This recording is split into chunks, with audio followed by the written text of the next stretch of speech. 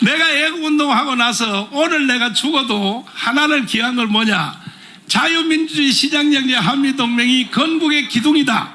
이거는 나 때문에 알게 된 거야. 나 때문에 알게 된 거야. 잘난 척해서 미안해요.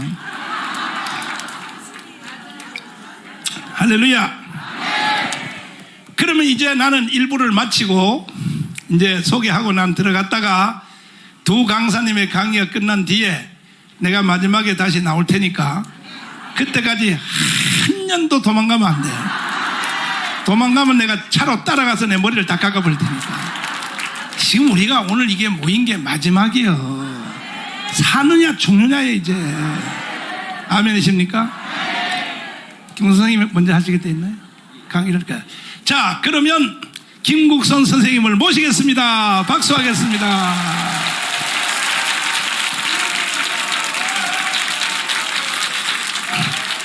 한두 마디 토크를 하고 저는 들어가겠습니다.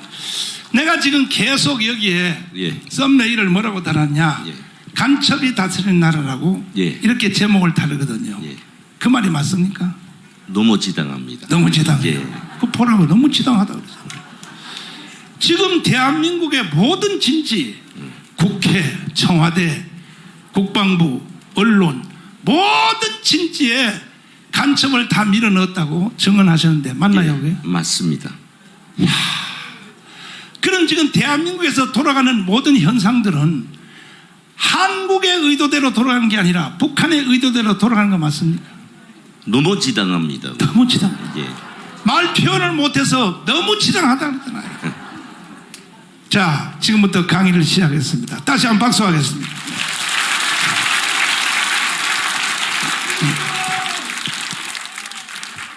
안녕하십니까?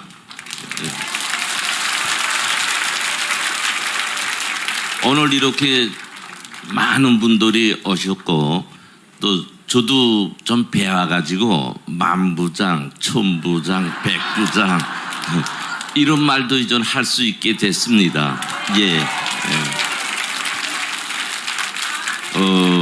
제가 우선 이제 그 말씀드리기에 앞서서 인사의 말 하기 전에 우선 오늘 여기에 오신 매개 한 분 한 분은 우리 지금 혁명을 하자고 그러잖아요. 혁명을 위한 데 재산입니다. 그 다음 또 혁명 승리를 위한 생명이에요. 생명. 그래서 그런 자각을 가지고 개개인의 그 책무를 다할 때 우리는 한 집단으로서 대한민국을 책임지는 국민으로서 우리가 지금 바라고 원하는 혁명을 이루어갈 수 있습니다. 더 정확히 생각할 것은 우리가 혁명이라고 그래서 우리 국가를 깨부시고 불순한 무슨 결정 조직체를 만들었다는 게 아니고 우리 대한민국이 탄생하면서 가졌던 정체성, 우리 국민을 위한 정체성, 그것을 완성시키기 위한 혁명입니다. 한마디로 요약하면요, 북한이 우리 대한민국을 흡수해서 자기 땅으로 만들려고 하는 저 음흉한 짓을 깨버리기 위한 혁명입니다. 그런 의미에서 오늘 이제 말씀 올리겠습니다. 그래서 저도 이제 여러 번 여러분들과 이렇게 같이 토크도 하고 그래서 저에 대해서 좀 아는 분도 계시고 또 새롭게 저와 오늘 만나는 분들도 있습니다. 특별히 오늘은 좀 저에게 시간이 많이 주어져 가지고 좀 재미난 스토리로부터 이제 시작하려고 해요. 제가 여러 번 말씀하면서 저희 경력에 대해서 간략된 경력을도 말씀 올렸는데요. 오늘은 그걸 좀 한 발 더 깊이 들어가서 말씀 올리려고 합니다. 저희 경력을 보면 북한의 체제가 어떤 체제인지 그걸 알 수 있어요. 그래서 이제 제가 말하는 데 대해서 내 자랑으로 인식하지 마시고 저 속에는 북한 정치의 본질이 있구나 하는 거를 좀 이해해 주시면 좋겠습니다. 예. 그래서 저는 아시는 것처럼 2013년에 장성택 처형 사건으로 내 생명, 우리 가족의 생명을 지키기 위해서 살기 위해서 대한민국으로 왔습니다. 예. 그때 제가 올 때는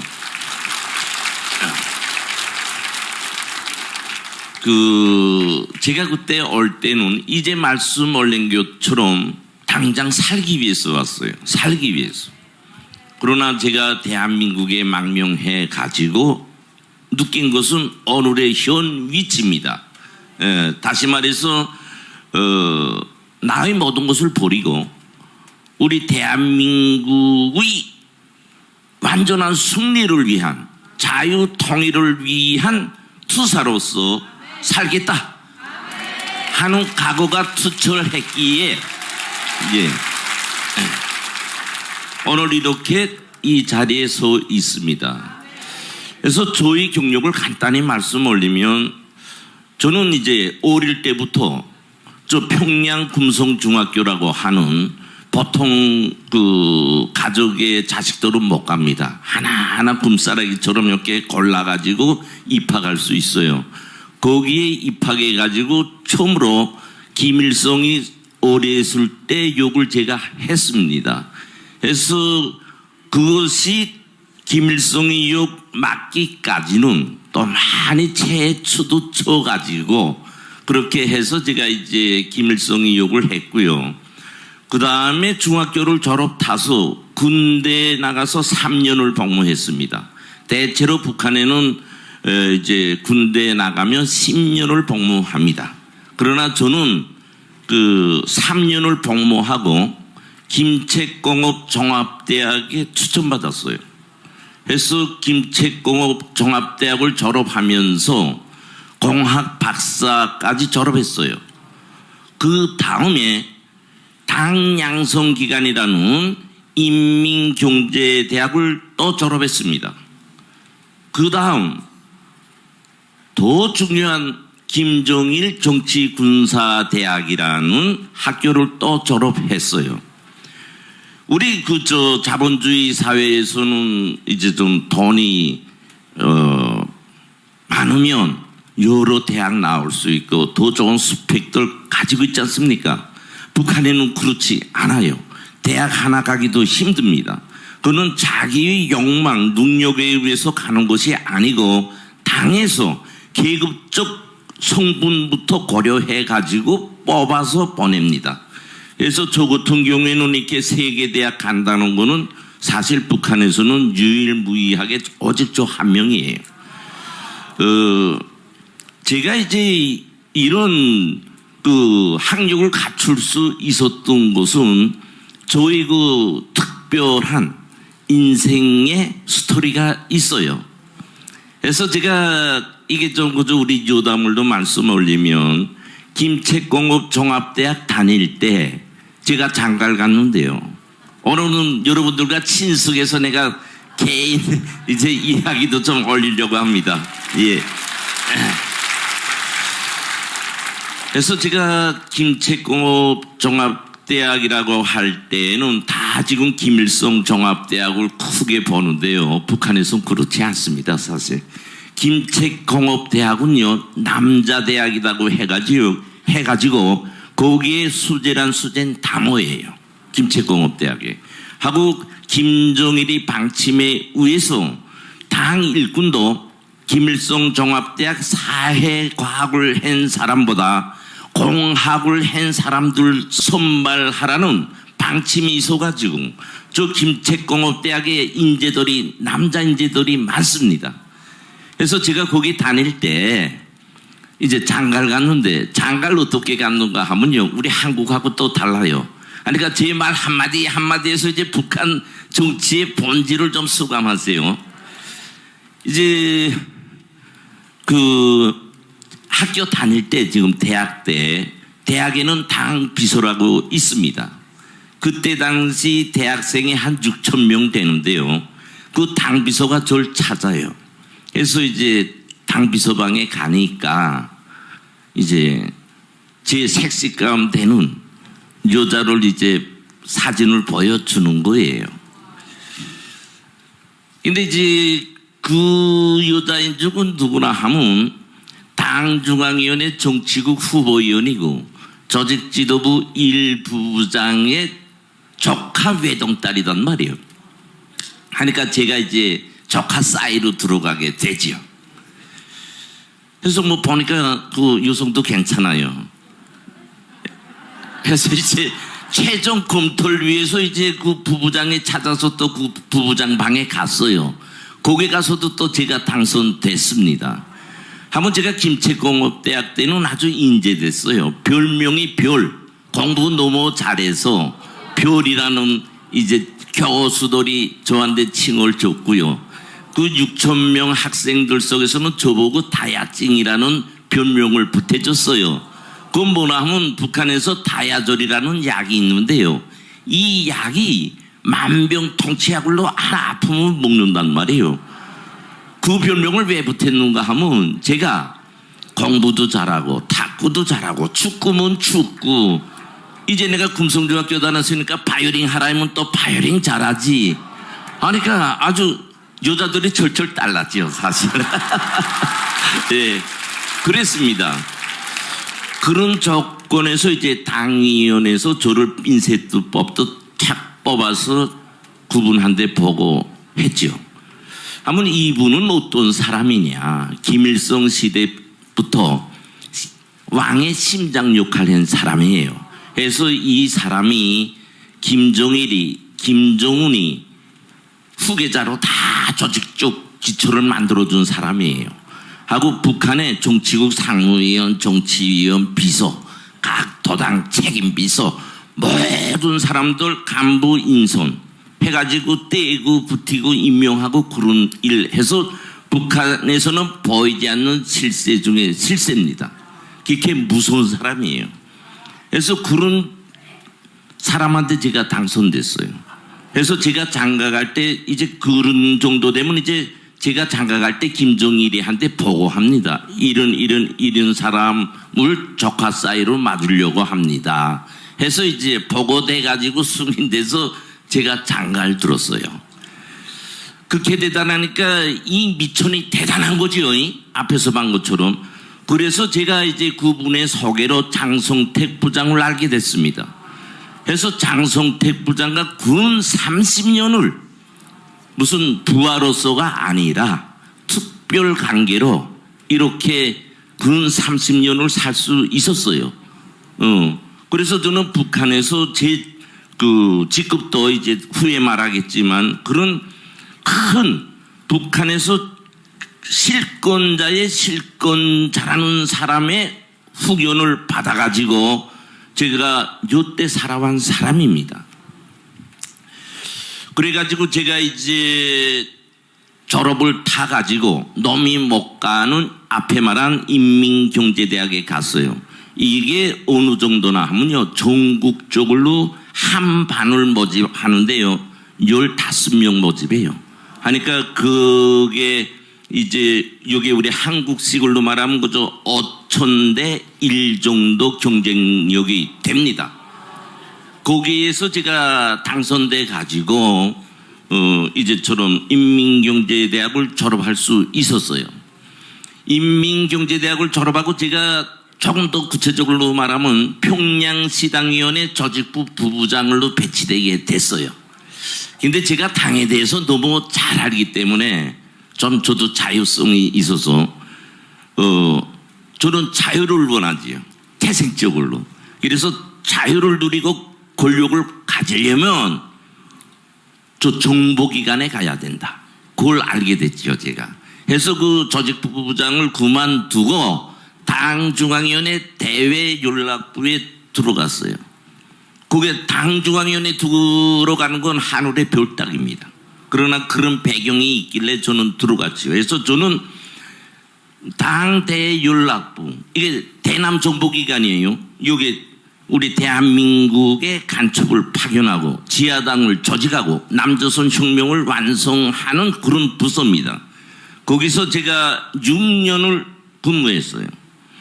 그 다음 당중앙위원회 작전부에서 10년 했는데요. 10년 있으면서 작전부장의 전략관을 했습니다. 전략관이라는 건 뭐냐? 부장과 김정일이 머리를 움직이는 위치예요. 그걸 말을 그저 전략관 이렇게 합니다. 그 다음에 당 35실 대외정보조사부, 여기에서 김정빈 부장의 또 전략관을 했어요. 그 다음에 정찰청국에 와서 김영철 청국장의 전략관을 제가 했습니다. 그래서 근 30년간을 북한의 모든 정보기관의 고위직에서 김정일, 김정은과 덕대를 하면서 대남 정책, 전략, 간첩, 파견, 지휘, 대미 전략, 비핵화 전략 이런 걸 이제 작성하고 집행하고 그랬습니다. 그렇게 저희 경력은 사실 여태껏 남과 북이 분단된 역사의 처음이에요.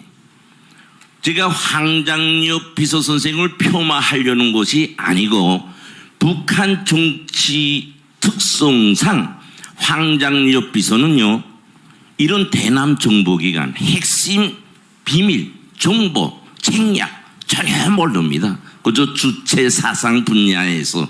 그래서 황장엽 비서선생은 정치적 상징성에서 큰 인물이지 내용에서는 그렇지 않아요. 그러니까 북한의 정치 체제는 장관, 부장 이거 중요한 거 아니에요. 저 같은 사람, 저는 뭐냐 하면요, 이 통치자 옆에 수평을로 있는 사람이에요.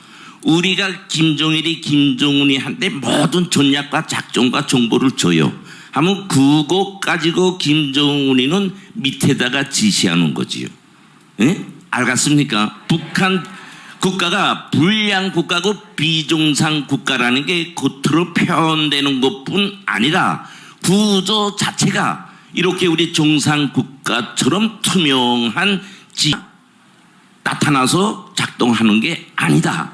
이걸 꼭 아셔야 됩니다. 예. 신뢰를 들어서 이제 대미 전략이다. 그래서 외무성이 하는 거 아니다, 그지? 외무성은 김정은이 지시 주면 그걸 집행하는 당에서 낮은 궤도 따라 걸어가는 로봇족 역할밖에 못해요. 이 내용인적인 전략은 우리가 만드는 거죠. 알겠습니까?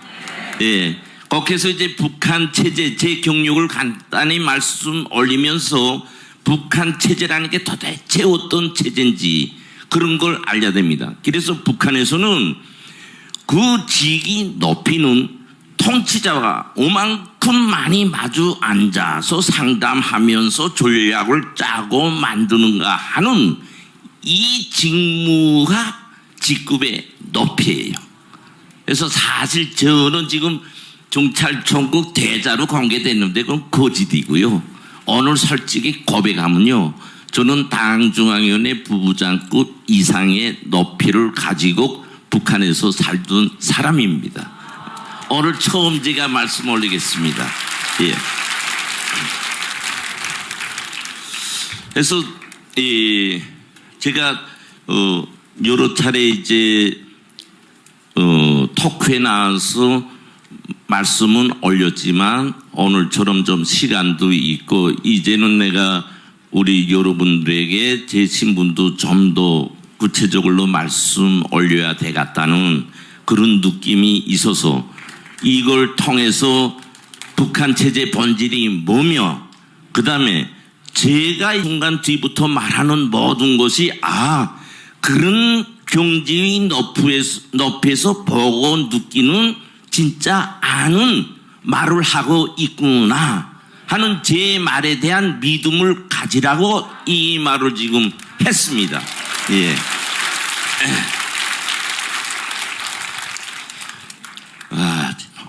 그래서 이제 저는 우선 대화 말씀을 이제 드리겠어요. 우선 첫째로 북한 정권의 위험성, 본질에 대해서 제가 말씀 올리겠습니다. 우리는 80년의 역사를 통해서, 분단 역사를 통해서 지금처럼 오늘날의 현 시점은 위기와 불안에 처해 있어요. 이건 다른 말로 뭐냐 하면 우리 국민들이 자기 삶을 위한 생애에 돌격을 하다 나니까 북한의 위험성을 잊어먹고 사는 거예요.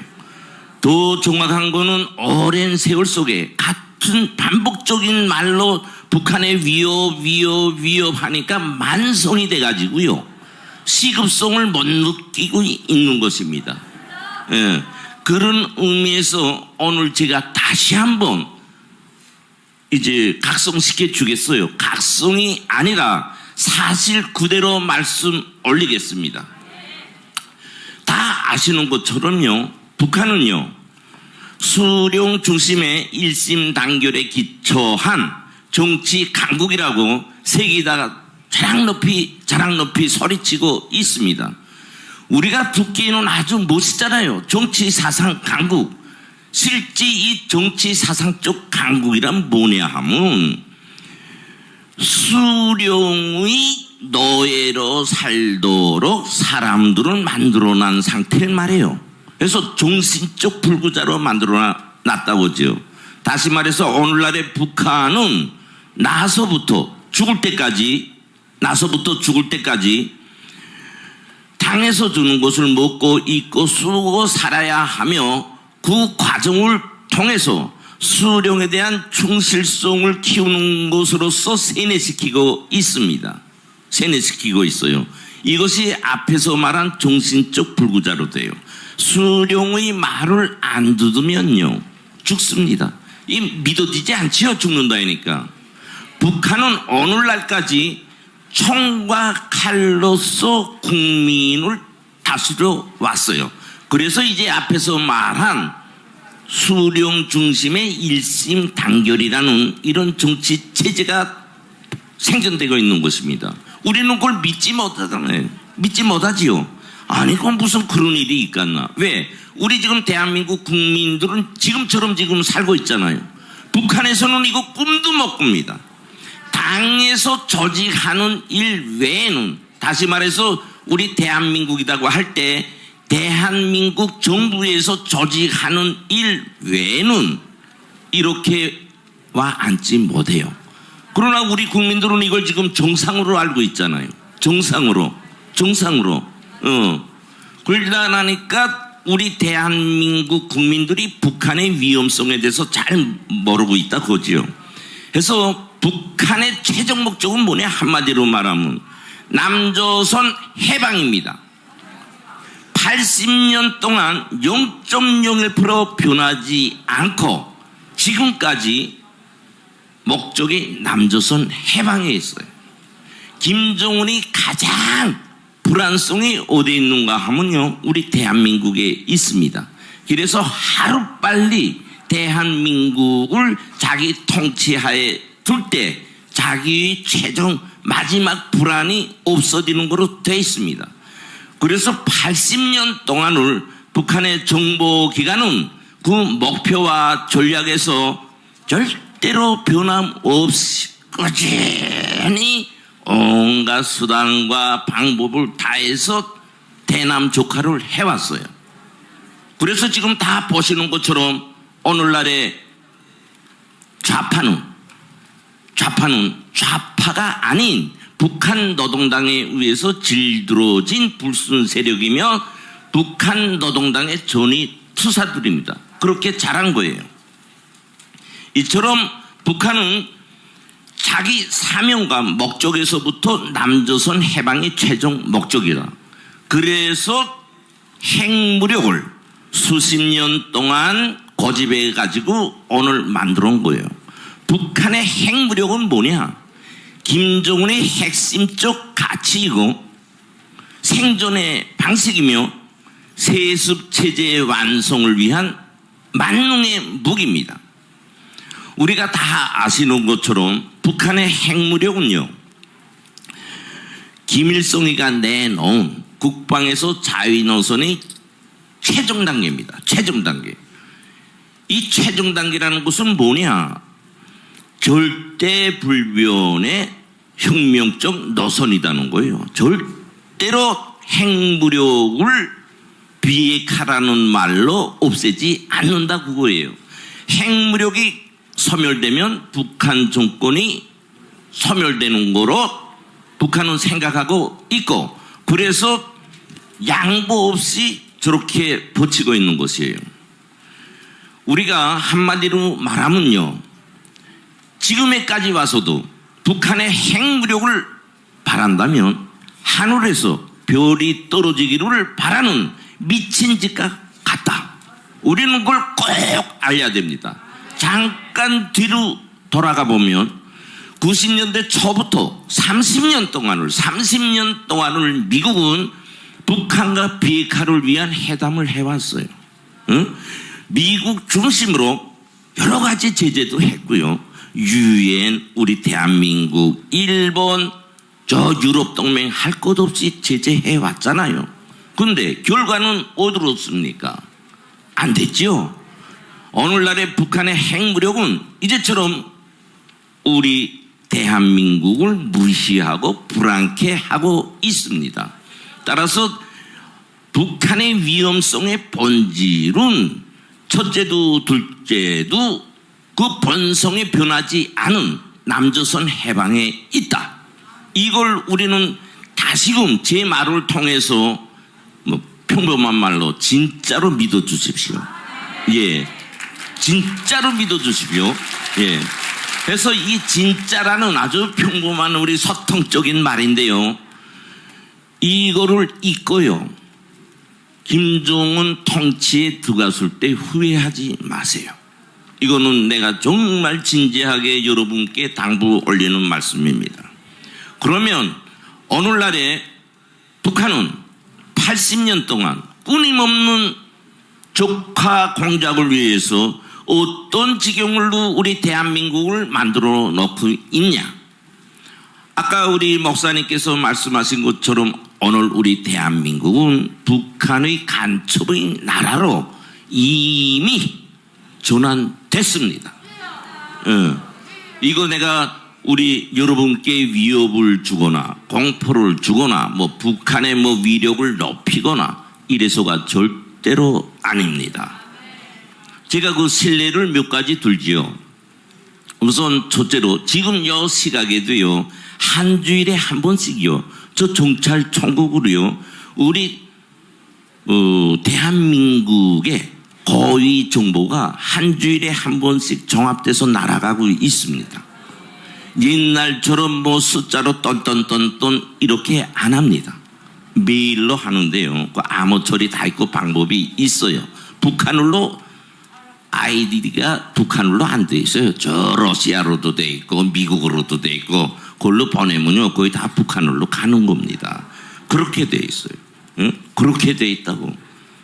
두 번째로요, 또 신뢰를 들면 한 주일에 한 번씩 있지 않습니까?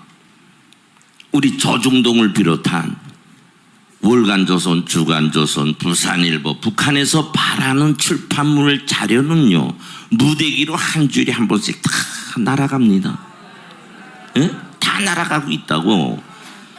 근데요, 이것이 뭐 이상하나 하면요, 이게 우리 여기 여러분들이 그걸 보내려고 기면 보냅니까? 우리가 북한에서 박아놓은 간첩에 의해서, 거기에 흡수된 우리 대한민국의 간첩들에 의해서, 단체에 의해서, 조직에 의해서 날아가고 있단 말이에요. 응? 이게 쉬운 거 같지만 그만큼 튼튼한 지하혁명 조직, 운영 조직이 잘 돼 있다 그 말이에요. 또 하나 신뢰를 주죠. 저 DMZ 있잖아요. DMZ 38선.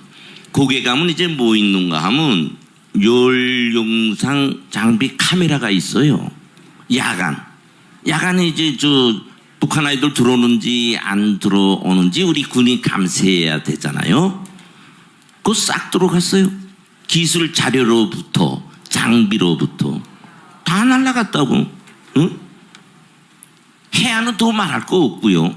그 다음에 우리 민간 생활에서 지하철도 구조, 운영 통계 이 모든 방법, 그 다음에 열핵 발전소 위치, 가스 조장 탱크 위치, 이런 우리 국민의 흔히 알 수 있는 그런 자료까지 다 날아갑니다. 그게 왜 날아가는가 하면요, 전쟁 날 때요, 이제처럼 가스 조장 탱크를 폭파하고, 열핵 발전소 폭파하고, 이런 뭐 불구덩이 되고 마는 거예요. 통신은 다 모조리 되는 거고요. 이 정도로 지금 우리 대한민국은 북한에 족화되고 있어요. 그뿐입니까? 제가 BBC 방송에 나갔어요. BBC 방송에 나가서 청와대 간첩 있다고 제가 증언하지 않았습니까? 그걸 증언하니까 뭐 청와대 또 어느 기관들에서는 제가 거짓소리 한다고 사실 무근이다고 막 공격하잖아요. 제가 재차 분석 자료를 내면서 반박하니까 요때 가만히 있습니다. 요때 가만히 있어요. 제가 왜 이 말씀을 올리는가 하면요, 오늘 우리 대한민국은 청와대, 국정원, 국회, 국방부, 주요 요청 기관은 더 말할 것 없고요. 민노총을 비롯한 종교조, 사회단체들, 각종의 연구소들, 이런 데 간첩들이 쏙쏙 다 들어가 있어요. 여기서 뭘 생각해야 되나 하면요, 솔직히 80년 동안요, 우리 대한민국은 많이 발전하지 않았어요. 세대도 교체 많이 됐고요. 그 다음에 이제처럼 북한의 위험성에 대해서 만성적인 생각으로부터 오직 삶을 위한 행로에만 가고 있어요. 그러니까 북한에서는 대단히 좋은 거예요. 옛날에는 우리가 간첩 파견하면요, 미라에 나면 이제 잡히면 죽을까봐 머리가 꺾어서 그랬다고. 지금은 이제 데빌라다 물어보면요, 꽃밭 주단 걷는 것 같단 말이에요. 그렇게 말해요. 왜기냐? 전혀 위험이 없는 거예요. 재필 위험이.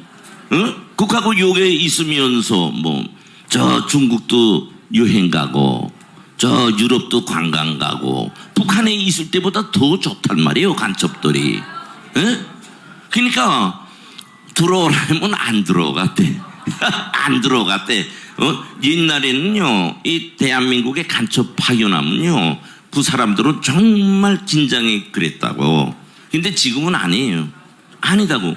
그 정도로 지금 우리 대한민국에는요, 이러저러한 명목의 간첩들이 활개치고 있어요. 활개치고 있다고. 근데 그 북한에서 직파된 간첩뿐만이 아니라 우리 대한민국 국민들이 거기에 흡수돼 가지고 간첩 임무를 수행하고 있단 말이에요. 그러다 나니까 요구하는 정보가 그저 싹싹 쉽게 들어와요. 그건 무슨 말인가 하면 사람한테 비교할 때 이 내장을 몽땅 북한에서 지금 가지고 있단 말이에요. 가지고 있단 말이에요. 내가 이거 지금 북한 그 위험성을 말하는 거지 북한에 강하다는 말을 하려고 하는 거 절대 아니니까 우리 국민들이 좀 내가 좀 귀에 좀 나쁜 말을 하면 잠에서 깨야 됩니다. 우리가 깨야 돼요. 저렇게 80년 동안 북한은 언제 한번 대남 전략과 작전을 변경한 적이 없어요. 어떤 변경? 해방이단 말이에요. 해방. 그래서 오늘의 지경은요, 또 비유해서 말하면 칼을 딱 들고 이제 내려칠까 말까, 언제 칠까, 딱 요식이에요. 요식입니다. 오늘 우리 여러분들은 자기 친구들, 자식 꼭 가서 안보 의식을 투철하게 좀 이어주면 좋겠습니다. 따라서 한 가지 또 말하면요, 우리 대외정보조사부에서요 한 20년이 전 25년 거의 되는데요, 우리 대한민국에 파견했단 말이에요. 딱 송시백과 같아요. 송시백과 여자예요. 여자. 10년 전에 북한에 들어왔댔어요. 들어와서 재교육 받고 다시 들어왔단 말이에요. 근데 이건 제가 말해도 돼요. 그걸 정보하니까 어느 부서다 이럴까, 이거 부서 말하면 또 싫어 길기 때문에 말했어요. 구체적으로. 상계 안 잡고 있잖아요. 안 잡고 있잖아요. 안 잡고 있다고. 한번 생각해 보세요. 여기 전 20년 남아있단 말이에요. 20년 남아. 김은 우리 대한민국이 지연, 학연, 혈연 뭐 요게 끔찍하게 옳게 돼 있는데, 이 여성이에요. 이 여성 한 명이 얼마나 많은 대한민국의 주요 요충지에 자기 여를 심었겠는가 한번 생각해 보세요. 여기서 제가 말하는 것은 뭐냐? 잡지 않았다는 거예요. 잡지 않았다는 거. 응? 잡지 않았다는 거예요. 그렇습니다. 또 제가 한 가지 말하죠. 제가 한국 국민들요 속에서 많이 제가 이제 흡수 많이 했겠죠. 그 다음에 우리 북한에 대불고 가서 또 통치자한테 좋은 일 하도록 또 하고요. 깊게 했어요, 제가. 하고 또 이게 지금 간첩으로 잡혀가지고 6년 동안 전향 안 하고 있는 간첩도요, 제가 그 구치소까지 들어가서 다 전향시켰어요. 내가 이 말을 왜 하는가 하면요, 우리 대한민국 국민들이요 쉽게 북한의 간첩으로 흡수 잘 된다고 말이에요. 예상외로. 이게 왜 그런가 하고 저도 많이 생각해 봐요. 많이. 이게 왜 그런가 하면요, 머리에 북한식으로 말하면 사상성이 없단 말이에요. 사상성이 없단 말이에요. 저 입에 좋으면 죽을지 살지 모르고 따라와요. 그 죽을지 살지 모르는 미끼가 뭔가 하면요, 돈이단 말이에요. 돈 주면요, 여기에 별다른 사람도 따라오고요, 저 국회의원이라는 사람도 따라오고요, 더 말해서 저 삼성, SK 거기에 복무하는 그 기술자 직원들, 그 기술까지 빼서 갖다 준단 말이에요. 오늘 우리 대한민국의 현 주소가 그렇다고지. 거기서 첫째도 둘째도 뭐냐 하면 이 정신 상태가 무너진 것이에요. 어떤 정신 상태가 무너졌냐? 우리 국가가 강하고 살아야 내 삶이 있다는 이 본질을 잊어먹고 사는 것입니다. 사실 우리 대한민국 역사를 보면요, 80년의 역사 속에서 오늘처럼 이렇게 물질적 부를 이루고 자유의 가치를 풍성하게 누릴 수 있는 기간은 한 30년밖에 안 됩니다. 90년대 초부터 요 30년 기간에 우리 국민들이 이렇게 머리가 잘못됐어요. 저는 북에서 완 사람으로서가 아니라 대한민국 국민이라면 자기 국가 간에 관한 투철한 사상 정신을 소유하고 살아야 된다.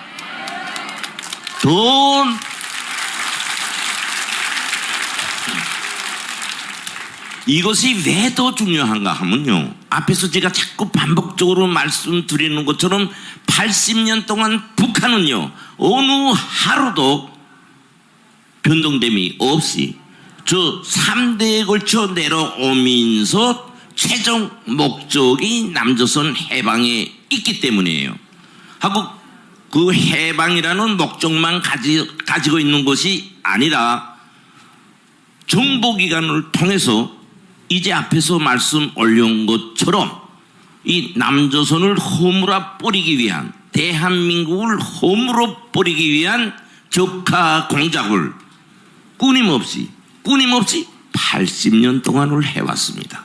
그래서 제가 말하는 것이 오늘 우리 대한민국이 겉으로 보이는 대한민국으로 생각하면 안 되며 간첩, 북한의 간첩으로 변해진 나라다, 이런 말을 제가 담대히 하는 것입니다. 이렇게 오늘 북한은 저 국민들을 정신적 불구자로 현대판 노예사회, 원시사회로 만들어 놓고 통치자의 말 한마디에 죽을지 살지 모르고 불에 띄워두는 불나비처럼 만들어 놓고 있어요. 이것은 통치로 볼 때는 인간 말종의 통치지만 우리가 북한을 주적으로 간주하고 있고 북한이 우리를 먹으려고 하고 있다는 시점으로 출발하면 우리 대한민국은 지금 대단히 위기 상태에 놓여 있다고죠. 만약 김정은이가 남침하면은요, 앞에서 말한 것처럼 불나비가 불에 뛰어들듯이 죽을지 살지 모르고 들어와요. 오늘날에 이것이 북한이 우리 대한민국에 주는 위험성입니다. 잘 먹고 잘 입고 잘 산다고, 경제가 발전했다고 우리가 이긴다, 저거는 거짓 나라다, 못 먹고 못 사는 거짓 나라다, 이런 우월감에 빠져 있으면 우리는 우리 스스로가 무덤에 두가는 일밖에 안 됩니다. 꼭 명심해 주시기 바랍니다.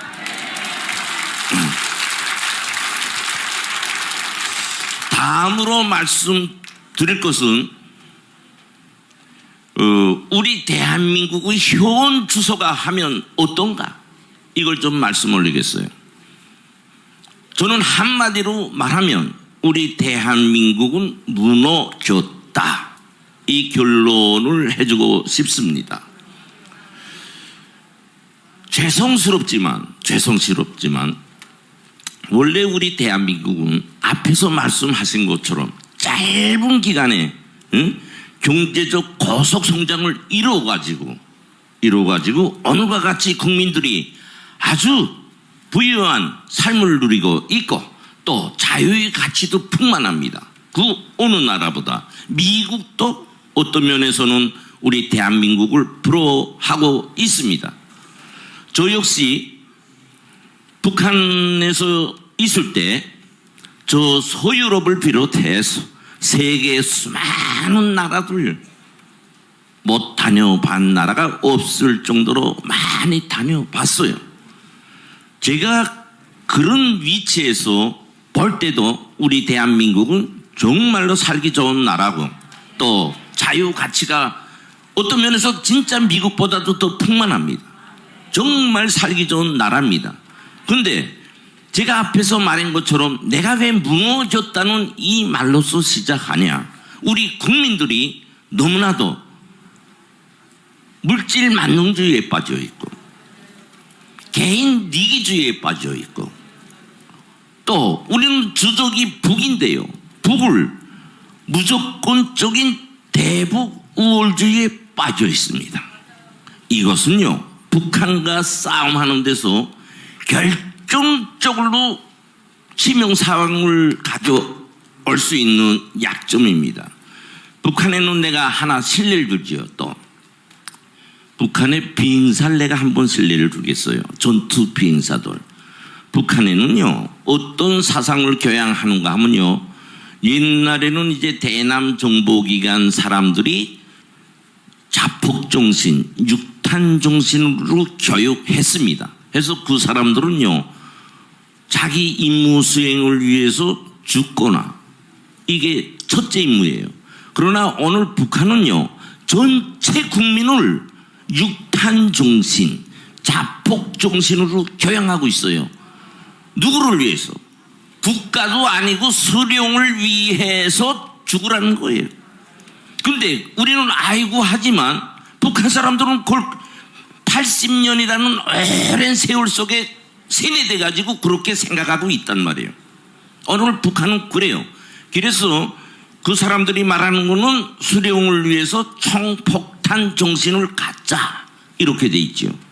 그러면 우리는 어떻게 해야 됩니까? 우리는 그 사람들하고 싸우려면 우리도 그 이상의 정신을 가져야 된단 말이에요.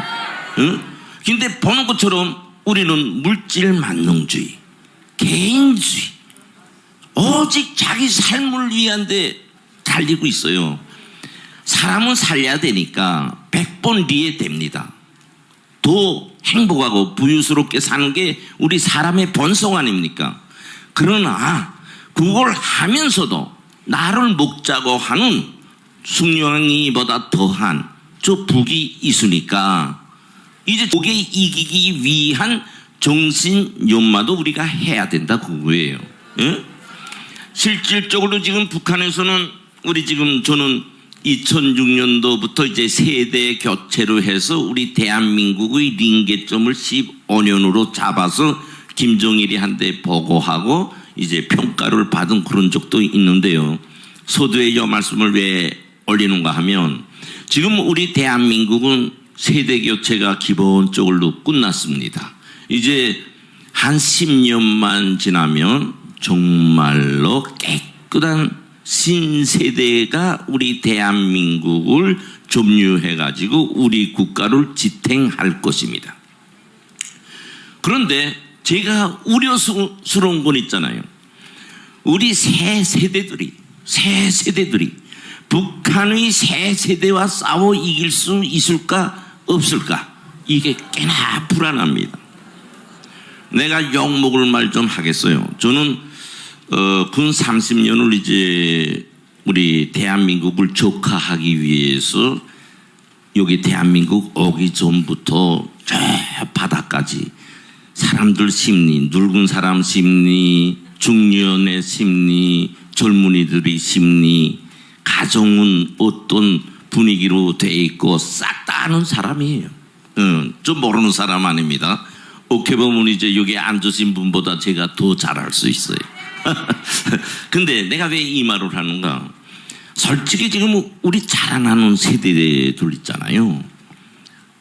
북한을 직시하지 않는다고 하고 더 나쁜 것은 뭐나 하면 이 자유의 가치관을 자기의 소유물로 자기 인생의 소유물로 생각하고 있는 거예요.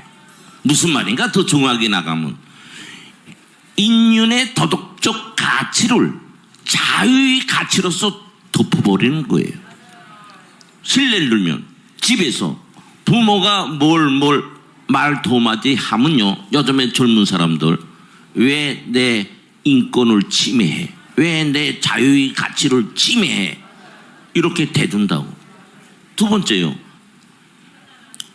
내가 좀 좋은 일자리도 가야 돼갖고 좋은 대학도 가야 돼가는데 안 되면요 부모 탓한단 말이에요. 우리 부모 놈들은 이렇게 해서 어느 자식은 일인데 왜 내 위치만 이렇게 되게 너 부모를 날 이렇게 낳냐 하고 부모 탓을 한단 말이에요. 이거는요 대단히 위험한 겁니다.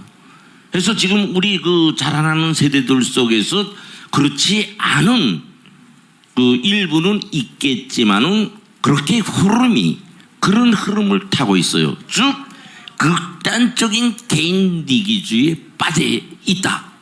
다시 말했어요. 이 도덕의 가치는요 오직 이 지구상에 생물체에서 사람한테밖에 존재하지 않습니다. 이 도덕적 가치를 상실하면요 괴물이에요. 괴물. 다른 게 괴물 아니단 말이에요.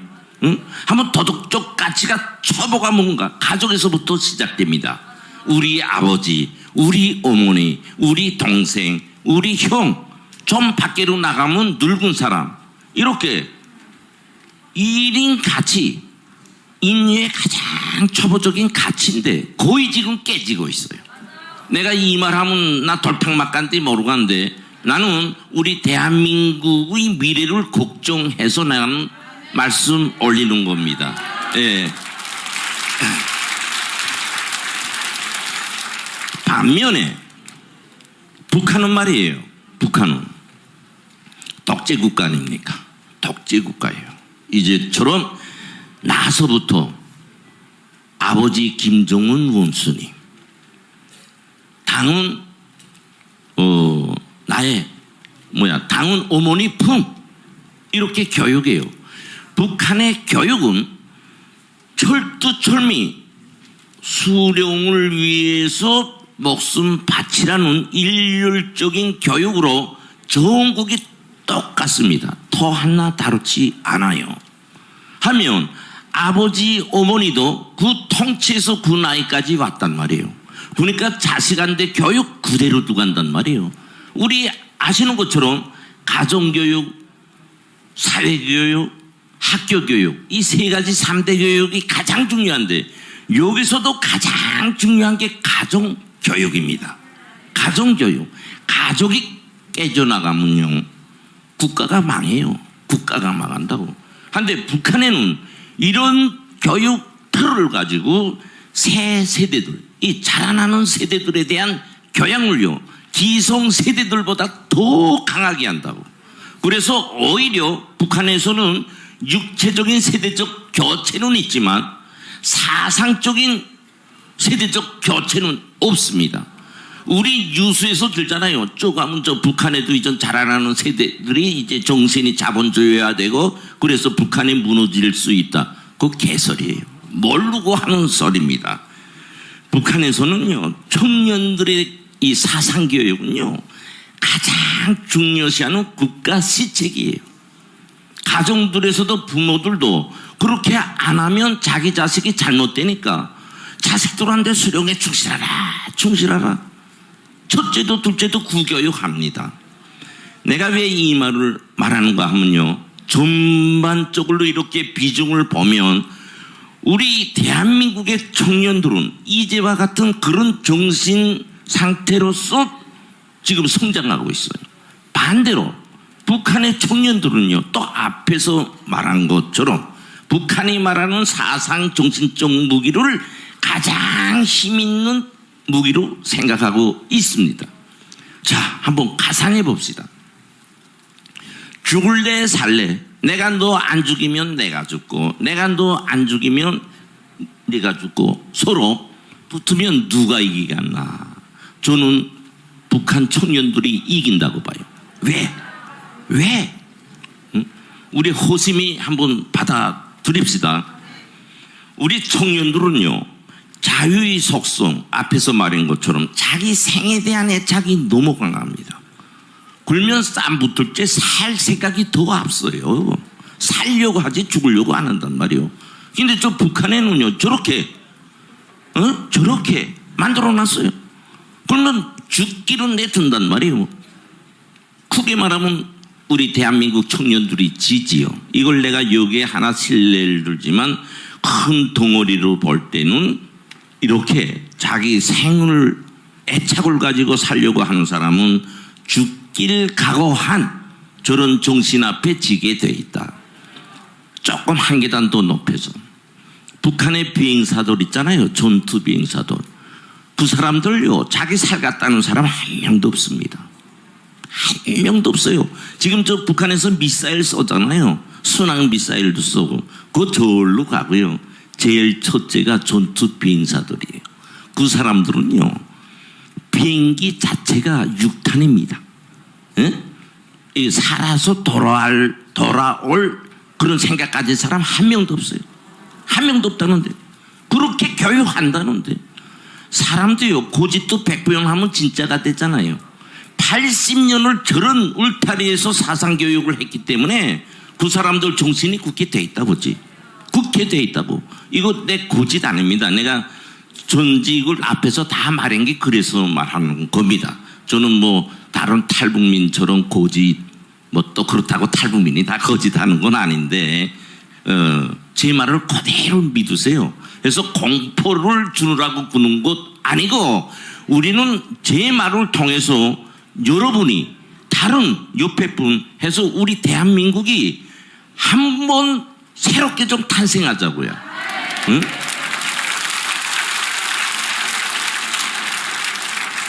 이런 괴물 같은 저 북한한테 우리가 절대로 질 수 없잖아요. 응? 정말 우려돼서 내가 북한의 사실을 그대로 말하되 다는 말할 수 없으니까 좀 웅변술도 없고 하니까 지금 말한 것처럼 그런 신뢰로서 지금 제가 말씀 올리고 있는 것입니다. 그래서 결론은 뭐냐? 싸움에서는요, 물질적 부가 크다고 해서 이기는 게 절대 아니다. 첫째도 둘째도 정신 사상적 무기가 강할 때 이길 수 있다.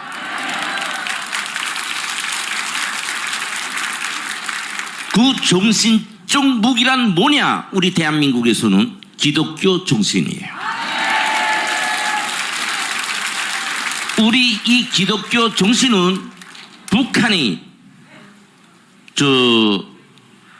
말하는 주체 사상 한데 이길 수 있어요. 왜 이길 수 있냐?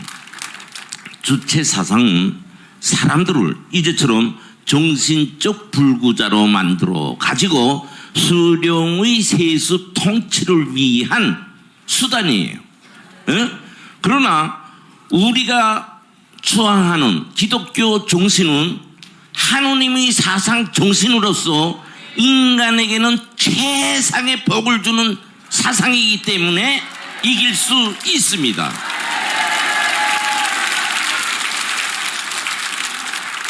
따라서 지금 오늘 우리 남과 북을 비교해 보면요, 북한은 인간 생지역 암흑의 사회입니다.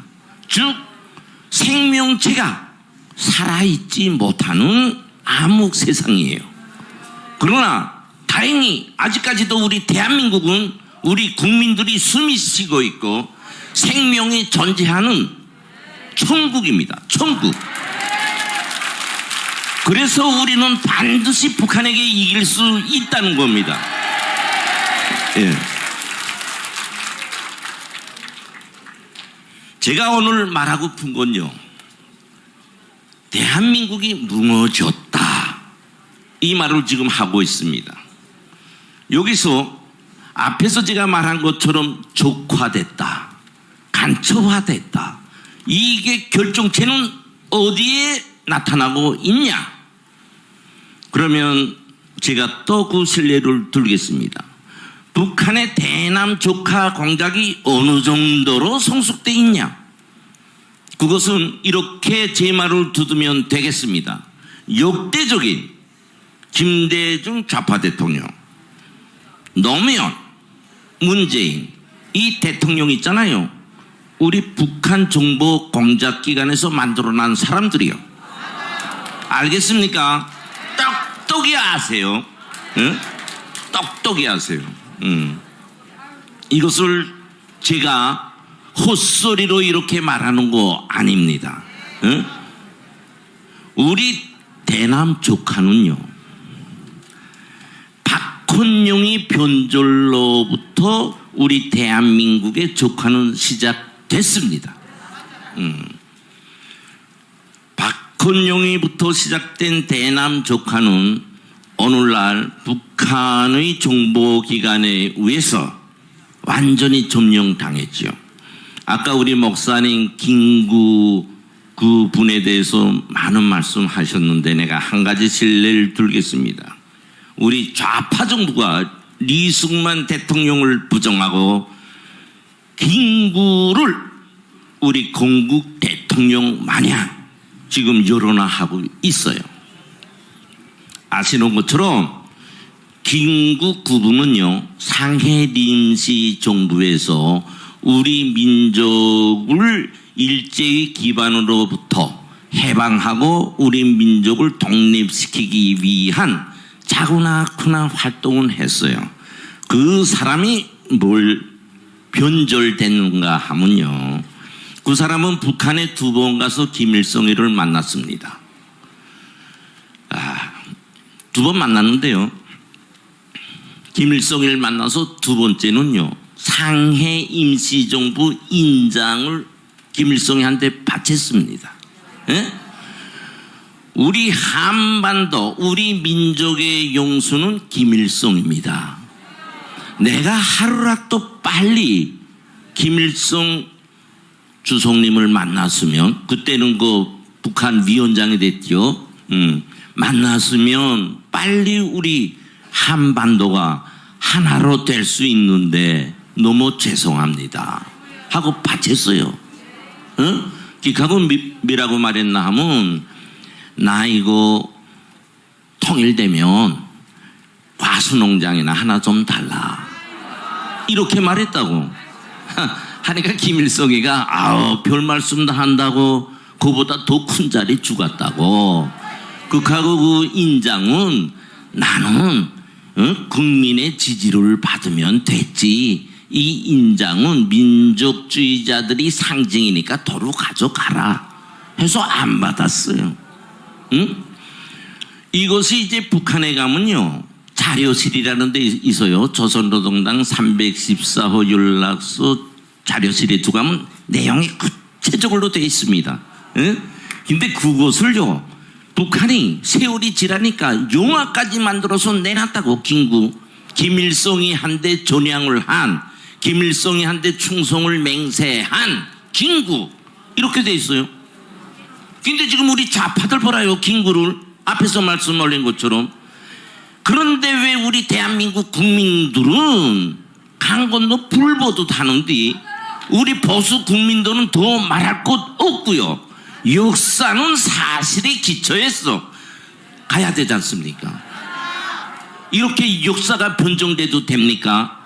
4.13 폭동으로부터 오늘날에 이루는, 대한민국에서 일어난 모든 폭동 어떻게 위장돼 있어요? 민주화를 위한 투쟁의 결과물로 말하고 있잖아요. 왜 이렇게 우리 대한민국 국민들은 정의에 대한 열의가 끌어넘치지 못하는지 나는 안타깝습니다. 북한 보세요. 내가 오늘 북한 추겨 세우는 게 아니라, 우리 얼마나 정말 이거 천당에서 지금 살고 있어요. 북한 한번 가보세요. 풀 먹기도 힘들다고, 진짜로. 우리 그 TV 나오는 거 그거로만 끝나면 안 된다는데, 그거는 보여주기식 선전선동입니다. 우리 이렇게, 저도 전번에 정광훈 목사님과 같이 거의 열흘 남아 이제 부산으로부터 투어했습니다.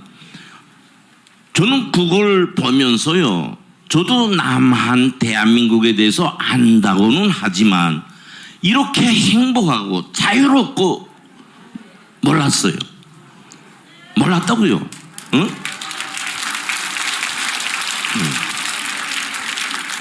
근데 거기에 비해서 이런 국가를 지키고, 이 우리 국가를 먹으려는 저 북한을 위해서 싸워야 되겠다는 정신이 왜 그렇게 안 나오는지 정말 안타까웠어요. 예? 안타까웠습니다. 저도 여러 번 이런 자리에서, 이 자리에서 외치고 일지 말고 돌아가셔서 행동으로서 하자마니 이제 부탁드리곤 하는데, 오늘은 좀 진짜가 또 돼서, 북한식 말로 하면 진짜, 가짜 말고 진짜가 돼서 우리 국가를 지키고 우리 이 혁명을 위한데 정말 천신만고 노력해 주시면 좋겠다, 이 말씀 올립니다. 오늘 우리 대한민국의 좌파 세력은 있지 않습니까? 순수한 좌파, 노동운동을 위하고 인권운동을 위하고 자유를 위하고 1인 세력으로 보면 안 됩니다. 이들은 철두철미 앞에서 말씀드린 것처럼 박헌영 전향으로부터 대남 정보기관에 의해서 80년 동안 북한 노동당에 의해서 교육 양성된 질들여진 우리 국가의 불순 세력이며, 북한 노동당의 남조선 혁명을 위한 전이 투사들입니다. 다시 말해서 우리 국민들의 민주화, 자유와 노동권과 인권과 그런 목적이 있는 것이 아니라 북한의 정치 위협, 주체의 혁명 위협을 실현하기 위한 정치적 조직체며 우리 국가의 반란 세력과 같다, 이 말씀이에요. 이것은 제 말이 아니고 직접 제가 북한에 있으면서 이 조직을 운영해 온 사람으로서 그 내막을 말씀드리는 겁니다. 다시 한번 잘 명심해 주기 바랍니다.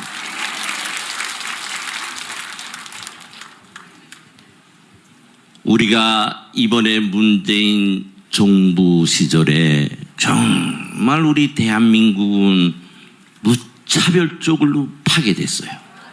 무차별적으로. 그럴 수밖에 없잖아요. 문재인이니까 간첩이니까. 응? 간첩이니까.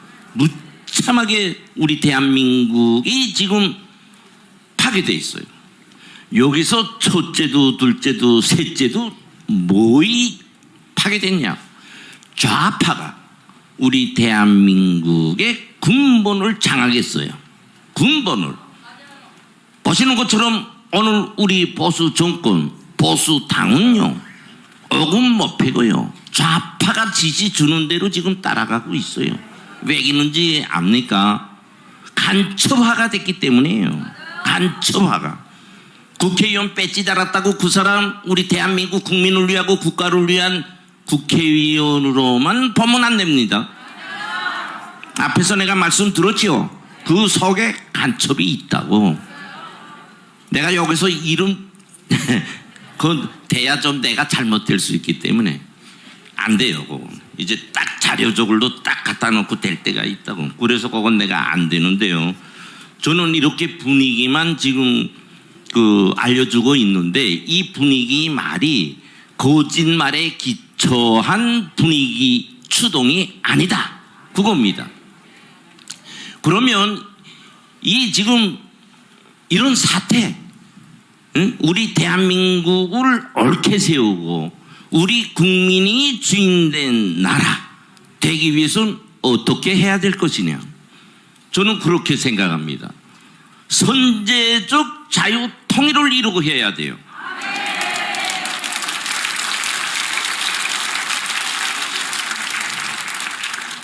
우리가 저 80년에 의해서 각 곳에 깊숙이 뿌리 내린 저 간첩들, 그 진영을요, 핀셋으로 하나하나 뽑기에는요, 우리는 이전 시기가 지났습니다. 솔직히 말하면.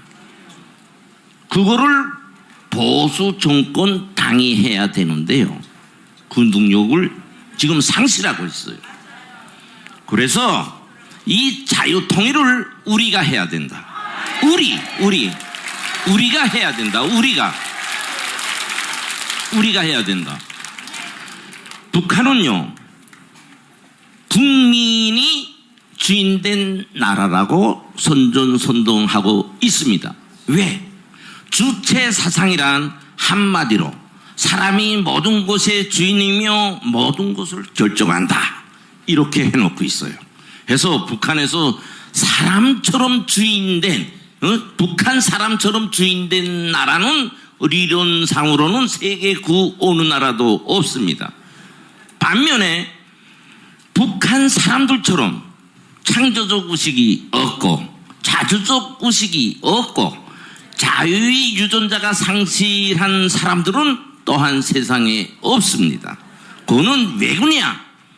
총과 칼로서 사람들의 이 자유 유전자 가치를 묵살시켰기 때문이에요. 따라서 오늘 우리가 이루려는 자유 통일은 이제와 같은 북한의 통치를 안 받기 위해서요. 안 받기 위해서라는 건 뭐냐? 실질적으로 우리가 누리는 것처럼 우리 국가의 주인은 우리 국민이며 우리 국가의 발전도 우리 국민에게 있으며 우리 국가의 정치도 우리 국민이 주도한다는 데 있습니다. 그러기 위해서는 자유통일을 해야 된다. 자유통일을 해야 된다. 절대로 김정은이 통치에 들어가는 날에는 그 자체가 사람은 죽습니다. 죽습니다.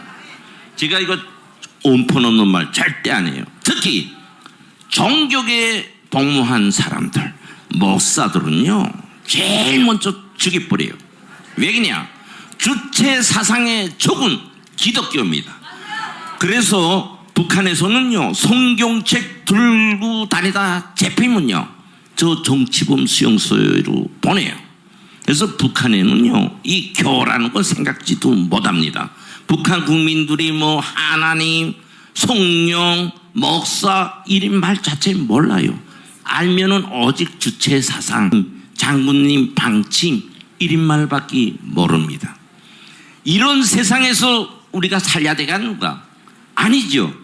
이런 세상에서 사는 것은 이제처럼 목숨부터 내놓을 각오를 하고 살야지요. 우리 지금 80년 동안 자유의 그 물을 먹고 자유 바람에 취해서 있는데 절대 그렇게 할 수 없어요. 근데 왜 못해? 그때 가서 우리 시위하디. 그거는요 꿈 같은 소리예요. 그거는 북한을 몰라서 하는 소리입니다. 시위가 아니라요 시의 시자를 말 못해요. 다 죽이니까 다 죽이니까. 여기 많은 사람들 있지만 창고 앞에 머리 대밀고 싸맞자고 굴령사 있습니까? 저보건대는 없을 것 같아요. 왜? 생명이 그렇게 귀하기 때문에. 그래서 좀 북한이 모조리질 하는 것 같지만 인간이라는 심리를 딱 쥐고 독재를 하고 있어요. 그래서 우리는 그렇게 되기 전에 미연에 우리는 혁명에 참가해야 됩니다.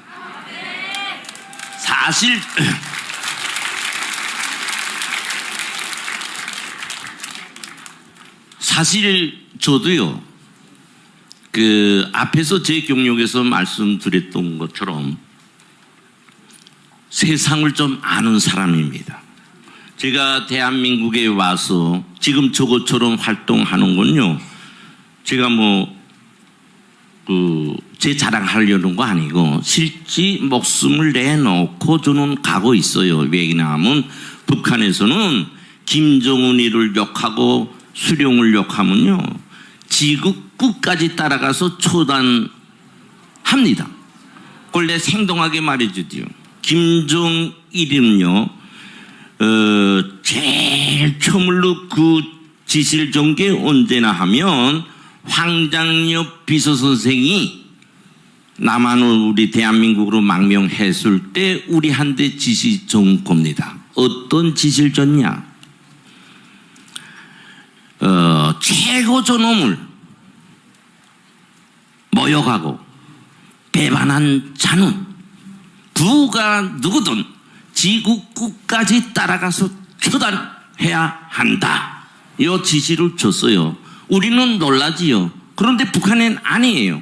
북한에서는 테러를 수령의 통치를 위한 정치적 수단이고 도구입니다. 테러로 절대로 생각 안 해요. 그래서 지금도 북한에서는요 테러 부대가 있습니다.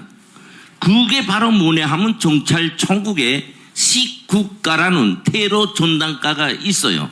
2010년 1월 9일 날에 만들어진 조직입니다. 그 밑에 테러 부대가 있어요. 테러 부대. 여기에는 군 500명이 있습니다. 이 사람들이 저와 같은 사람 테러하지요. 앞에서 말한 것처럼. 이전 저도 공식 활동하는 지가 지금 이제 10월 달이면 1년 되는데요. 이전은 작전 준비가 다 끝났고요. 이전 따라오고 있지요. 저는 전문가이기 때문에 잘합니다. 왜 이런 말을 하나 하면요. 우리가 자유통일을 위하고 혁명을 위하려면요. 자기 목숨을 내놔야 됩니다. 제가 대한민국에 와서요. 정부도 그렇고 여러 기관들 있지 않습니까? 하고 역사적으로 저는 대한민국의 역사를 제 나름대로 잘 알고 있어요. 그러나 제가 오늘 우리 정강훈 목사님 옆에 이렇게 목숨을 내놓고 같이 할 그런 각오를 가지고 한 것은 딴 거 없습니다. 전혀 다른 거 없어요. 우리 대한민국 역사에 9명이나 되지요. 대통령 된 사람. 나는 그 사람들요, 어떻게 보는 거 하면요, 권력에 탐난 사람으로 본다고. 권력에 탐난 사람들. 저는 그렇게 규정해요. 왜? 오늘까지 역사를 돌이켜보면요, 북한에요, 평화를 구걸하고 안보를 구걸하고 거기에 입맞춤 하면서 살아왔지. 북한을 해방하고 저 정체를 까내가지고 우리 대한민국 헌법에 있듯이 저 북한은 우리 영토의 일부입니다. 이 법의 가치를 실현하려고 한 대통령 없어요. 5년 자기 밥술 떴다 내놓으면 끝입니다. 그래서 우리 대한민국은 80년이지만 5년의 역사를 가지고 있어요. 5년 생겼다 없어지고 5년 생겼다 없어지고. 제가 오늘 이 자리에 정광훈 목사님과 같이 할 수 있었던 제 분석과 판단 각오는 정광훈 목사님 같은 분 제가 처음 봤어요. 뭐냐? 다른 거 다 없어요. 애국의 충정입니다. 한마디로 말하면 권력도 아니고요. 우리 목사님은요, 순수한 애국이에요. 애국의 정자는 뭐냐? 이제처럼 자유민주주의 우리 대한민국, 이거였어요. 이 국가는 우리 국민들이 집합체로서 형성되는 겁니다.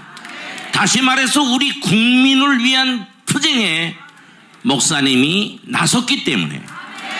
그래서 저는 이렇게 제 전 명예도 있고 다 있지만 싹 버리고, 솔직히 목사님 욕하는 분들 많잖아요. 그러나 저는 이 목사님의 애국 충정, 이 열정, 순수한 마음에 저는 감동이 됐고 또 그것이 옳았고, 그래서 제 적은 힘이지만 이렇게 이제 연단에 나서서 되는 말인지 모르겠지만 이렇게 좀 욕설을 하고 있습니다. 예.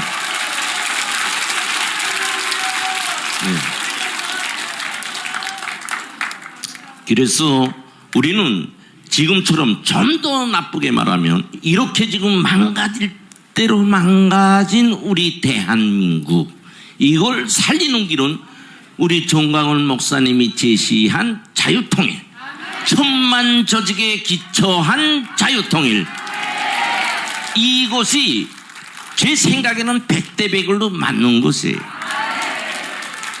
더 나가서 이 천만 조직이 완성되면 자유통일은 더 말할 것 없을 뿐더러 더 한층 높은 우리 대한민국 국민이 주인이 된다고 말이에요.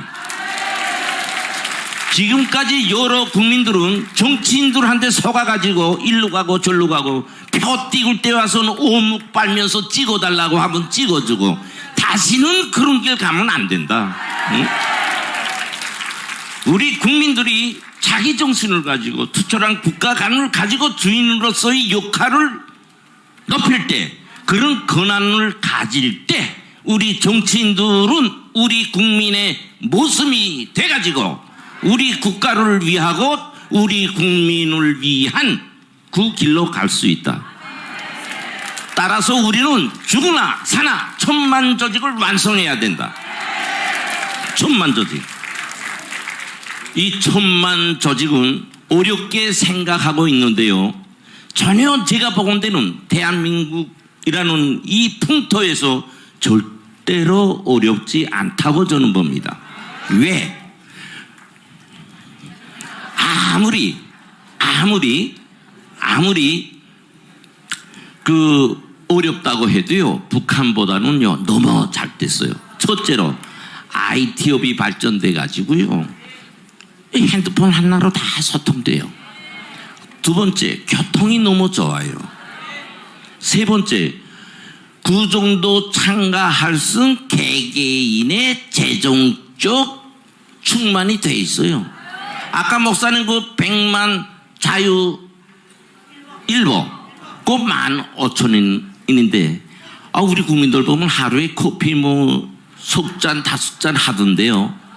그 커피 한 잔 값도 안 되잖아요. 근데 거기에 참가하기 힘들어진단 말이에요. 그러니까 뭐냐, 자유 통일은 모든 조건은 다 됐다. 정신 하나 준비되면 된다. 정신. 그래서 확고한 자유 통일에 대한 논리적 정신을 가지고 정광훈 목사님을 지도자로 해서 따르면 통일은 먼 앞날의 일이 아니라 3년 내 황금떡을 찾는 것과 같은 자유통일이 이루어진다 이겁니다.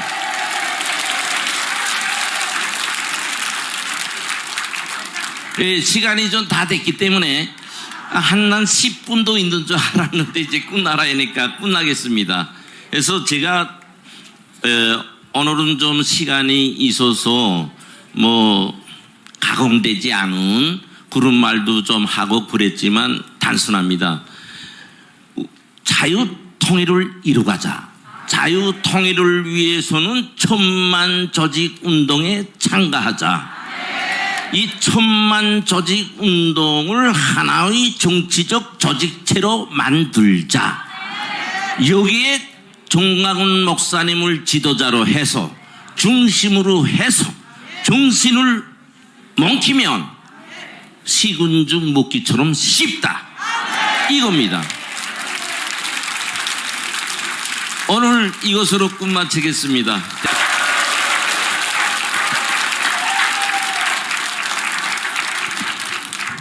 잠깐 10분간 화장실을 가시든지 통실을 가시든지 좀 쉬었다가 10분 후에 바로 시작하겠습니다.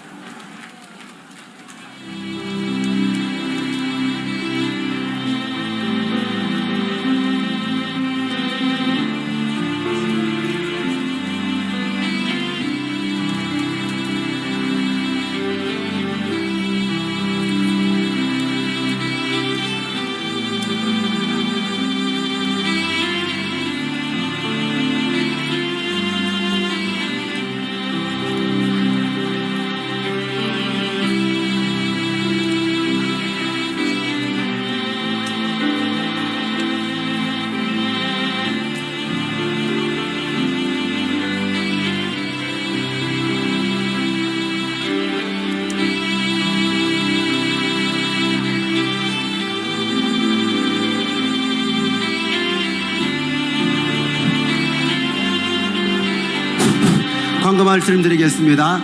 자연스럽게 화장실 다녀오실 분은 다 다녀오시고요. 이어서 바로 우리 이천 교수님 나오셔서 강의를 이어가실 겁니다. 자, 자연스럽게 가실 분은 가시고요. 자, 이어서 계속해서 우리 이천 교수님 나오시겠습니다. 박수로 환영하겠습니다.